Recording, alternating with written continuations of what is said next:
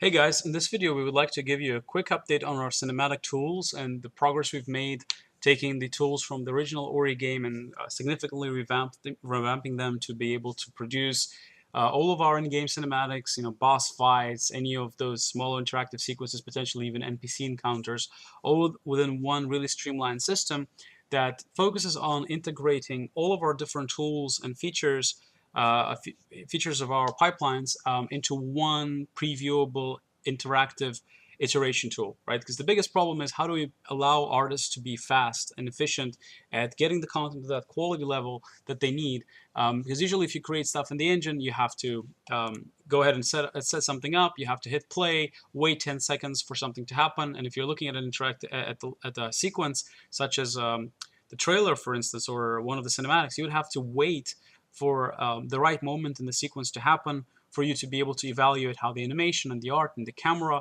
and all of the other tons and tons of layers of polish, how they all interact so that you can get a good result, right?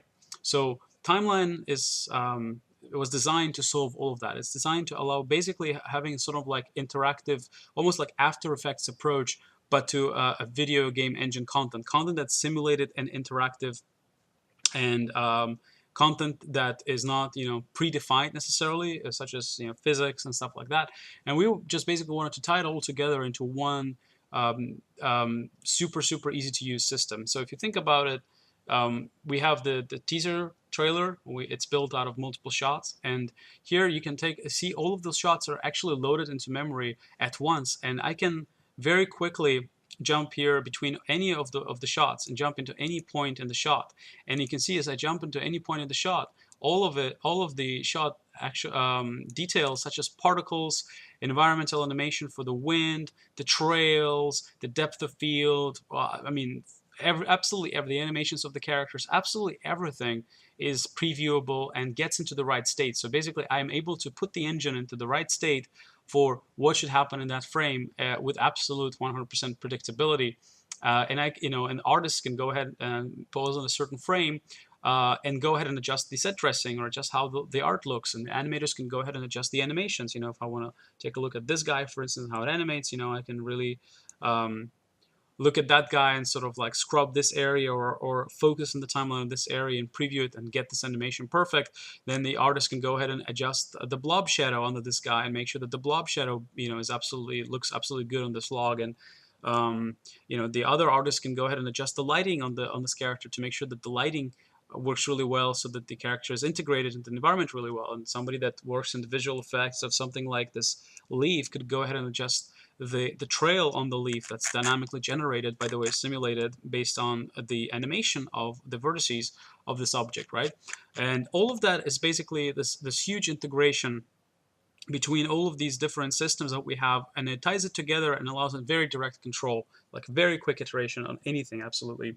So for instance, if we go into opening shot and we want to wait for the leaves to start falling and the wind start blowing, I can go ahead and adjust the particles and just rescrub this and immediately see, or just hit play, right, and immediately see the effect, immediately see exactly how the particles react when the wind starts blowing, and all of that is animated. The particle parameters are animated, and I can preview all of it pretty much immediately and adjust it. If I go here, we can take a look at the depth of field animation where the background comes out of focus and the foreground comes into focus, and that's all animated, and I can control that. So for instance, if I want to expand that and I go into depth of field and I go ahead into seeing this depth of field, I see, okay, well, here is when this depth of field setting kicks in. I have a curve for it and I can animate. I say, well, let's say that I want this depth of field setting to kick in a bit later.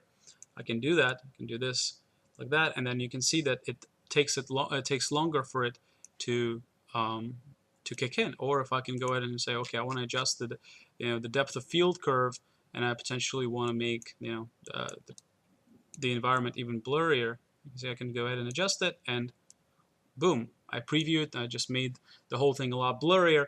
If that's what I wanted, you can see how quickly something like this can be done, and the content is being serialized, and then basically you commit it to RSVN, and you can immediately make tweaks like that otherwise would be very difficult to navigate, find those right objects or whatever. Another thing is physics. We have our own custom Verlet solver, and it's being applied at the tentacles of this big creature, and the physics is simulated basically in real time, with the timeline, with being able to sample it, with being able to go backwards and forwards, because we have pretty smart solution for caching and how we allow making it predictable, and allow iteration on the physics right in the engine without ever hitting play, which is remarkable because usually these systems take a long time to develop because how tight they are, how difficult they are to fine tune, how many parameters there are, and how sensible they are. And here, because everything is so fast, you just tweak the parameter, you see how it behaves, and you adjust it, and in 5 minutes you can get a pretty nice, satisfying physical behavior. The same thing again for the trails on these guys.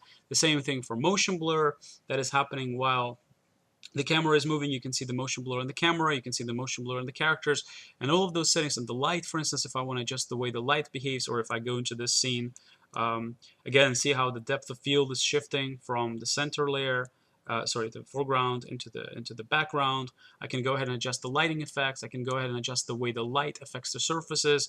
You can see how the smoke and the fire is being taken out by the rain. You can see how the rain intensifies and gets thicker, and all of that is being or the clouds start become animated a lot more. You have all of these zippy lighting effects on top of the clouds that start appearing. The lighting affects the clouds.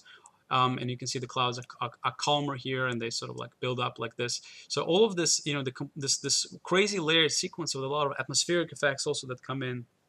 The environmental animation, you can see that the wind intensifies from this shot to this shot, to this part of the shot, and all of it is basically completely previewable, right? So if I if I want to go into the lighting effects or the effects for, you can adjust the particles or adjust all the rain, the rain effects, or the clouds, or this effect. See how even when I pause the frame, I can adjust the animation that happens on these clouds, because this is a shader animation, completely free from the CPU standpoint. So it's very easy to set up, it's very easy to adjust. It's done in our shader framework. So our shader framework, with all of its environmental animation, because you can see the environment moving and the particles even being animated with the shaders.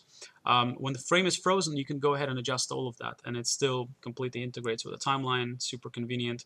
And here, if you go into this shot, you can see that we are also integrating all this with the 3D characters that are and the lighting effects affect the characters, and all of that is previewable. You can go ahead and adjust the shader, light the character nicely. You can adjust effects like the glow on the eyes. That if you can see the glow on the eyes, basically it doesn't exist here, but it enables here. Or when Ku blinks, you can see that the glow actually disappears, and that's all animated through the timeline. Those simple little touches that you can add very quickly are extremely important for the 100% of polish that we're going for.